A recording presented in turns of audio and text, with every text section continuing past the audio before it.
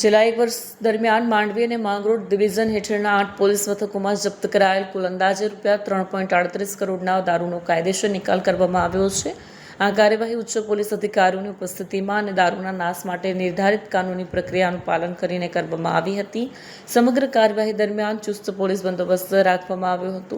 પોલીસે આ કાર્યવાહી દ્વારા ગેરકાયદેસર દારૂના ધંધાર્થીઓને કડક સંદેશ આપ્યો છે.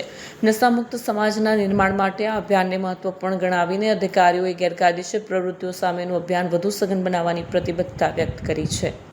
અરેઠ તાલુકાના કેવડિયા ગામ ખાતે સરકારી ખરાબામાં માંડવી ડિવિઝનના 4 પોલીસ સ્ટેશન અને માંગરોળ ડિવિઝનના 4 પોલીસ સ્ટેશન એમ કુલ 8 પોલીસ સ્ટેશનનો છેલ્લા એક વર્ષની અંદર આ 8 પોલીસ સ્ટેશન દ્વારા જે પ્રોહિબિશનની કામગીરી કરેલી અને એમાં જે મુદ્દામાલ દારૂનો જથ્થો જે પકડાયેલો એ ઇંગ્લિશ દારૂનો જથ્થો છે એનો નામદાર કોર્ટના હુકમ આધારે નાશ કરવાની કાર્યવાહી કમિટી સમક્ષ કરવામાં આવેલી.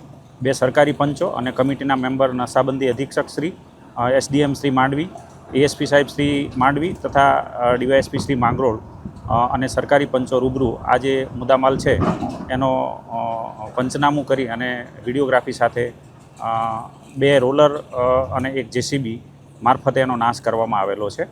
આ જે મુદ્દામાલ છે એ નાશ કરી અને નામદાર કોર્ટને એનું જે પંચનામું છે એ હુકમ આધારે રજૂ કરવામાં આવશે અને રિપોર્ટ કરવામાં આવશે.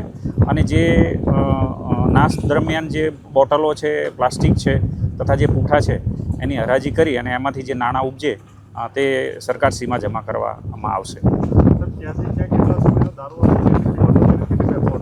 આ જે મુદ્દામાલ છે છેલ્લા એક વર્ષની અંદર ટોટલ આજે 8 પોલીસ સ્ટેશનની અંદર 90 ગુના દાખલ થયેલા અને જે બોટલ છે એ 1,94,000ની આસપાસની છે અને ટોટલ કિંમત 3 કરોડ 38 લાખ રૂપિયા છે એ છે અને એ તમામ મુદ્દામાલ છે એનો આજે રોજ નાશ કરવામાં આવેલો છે.